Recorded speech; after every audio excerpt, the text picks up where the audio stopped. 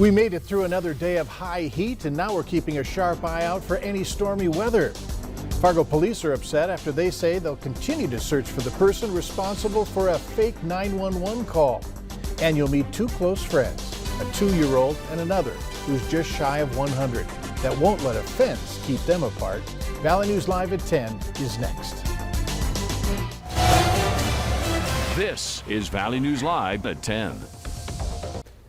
Good evening, everyone. Temps are falling. That's the good news. After climbing up into the 90s earlier today, it's cooling off nicely. However, Hutch and the storm team called this a first alert weather day for a couple of reasons. And one was a chance of any nasty weather. So let's check in with him right now. Hutch, anything out there? Yeah, we do have some storms climbing or crawling out of central portions of North Dakota. First alert weather day does continue. The risk for severe weather isn't zero, but it isn't fantastic either. Well, it wasn't as widespread as thought. Now, earlier we had storms in northwest Minnesota. Those have all shipped out of here. We've been watching for that overnight risk if you joined us earlier. And it does look like some storms are moving out of the Missouri River Valley right now. Taking a look at that radar, we do have active severe thunderstorm warnings for hail upwards of 1 inch in diameter and some 60-mile-per-hour winds from this cluster of storms right here. It's over the Ashley and Wishick area in southeast North Dakota, moving east at almost 40 miles per hour. Here, this little backward C shape that you see here, some gusty outflow from the storm possible. That's where we could see some of the strongest winds. They're moving east, so that means they'll be putting themselves close to the Cullum area by 10:29. Now we're going to continue to track these, but this one picking up in intensity, a heater heading towards Streeter. We'll keep you updated with the latest, but the watch continues for our area till 2 in the morning. Your forecast, Mike, here in a few moments. All right, thanks, Hutch. And if you're planning on going to the air show this weekend, make sure you're prepared to deal with the conditions. As Hutch mentioned, it's going to be hot both days, so you're going to have to take precautions. Keep your skin covered, stay hydrated, and wear sunscreen and a cap. Oh, we've had many discussions about safety at the air show. Certainly dehydration or hydration is an issue, but we have lots of water stations here. We have free water available on site. Stay in the shade. We have lots of places where they can get out of the shade or get out of the sun and get into the shade. Now, whether you're at the air show or anywhere else outdoors for a long period of time, be aware of the symptoms for heat exhaustion. Heavy sweating, faintness, dizziness, fatigue, weak or rapid pulse, also muscle cramps, nausea, or a headache. Fargo police continue to search tonight for the person who called for help in a South Fargo neighborhood today. What happened turned out to be something similar to what's going on in other parts of the country. As Valley News Team's Aaron Walling found out, it can lead to serious trouble for all involved. So that creates a horrible situation for the public, the officers, and everybody involved. And it's a dangerous situation. Police wasted no time responding to a call that indicated that someone had a gunshot wound. The concern with this one is just the severity of the call and what the call was. This call was that people were actively being shot or hurt, and that evokes a very strong emergency response. For the residents off of 24th Street South, it led to several squad cars barreling down their road. You see like 6, 7 cop cars and a news crew and things like that. It's a little different. They came knocking on the door earlier, but just gave them a quick statement about what I had seen or lack thereof seen. We just kind of saw them outside and they told us to go inside until we didn't know what was going on because they were running across the lawn with like guns. It's crazy. Crazy indeed, because the call turned out to be nothing. It was fake. Similar to swatting, where a call is made to 911 and causes mass and public disruption. In extreme cases, it's led to people dying. Not long after the area cleared, Fargo police called a news conference so they could tell whoever did it and everyone else that they take this kind of thing serious, calling it terrorizing. We will investigate these as a terrorizing felony crime. So what they're doing is they're committing a felony which does invoke the possibility of a serious penalty up to and including 5 years in prison. In South Fargo, Aaron Walling, Valley News Live. Swatting is becoming more and more of a problem because of technology. Several employees at Red River Commodities were checked out for smoke inhalation today. One was taken to the hospital for evaluation. This after a piece of equipment caught on fire. It was contained to a sunflower roasting oven, which was quickly put out by a built-in system and fire extinguishers. Despite a lot of smoke, the building was not affected. A South Fargo man is asking for help tonight after he says he locked his van. It was broken into and the thief got away with his wife's wallet and his Glock handgun.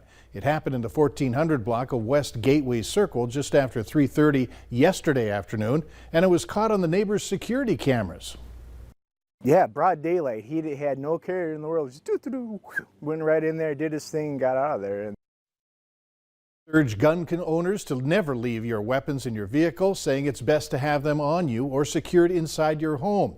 Now, if you know the person in this video or have any information on the case, call police or text them at Fargo PD 847-411 along with your tip. The Biden administration officially canceled 2 border wall construction contracts in Texas today. The contracts would have covered building a total of 31 miles of border wall in what Homeland Security calls the Laredo sector. Construction has not yet started. In a similar move last month, the White House returned $2 billion that had been taken away from the military budget to build the border wall. President Biden's 2022 budget does include $1 billion for border infrastructure, but it will be dedicated to technology and not wall construction.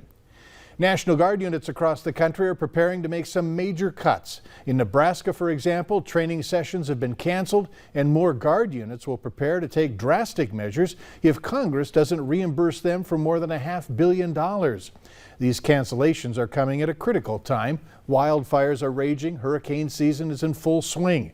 There's a supplemental funding package being negotiated in Congress, where an agreement could be reached before Congress leaves for recess in August.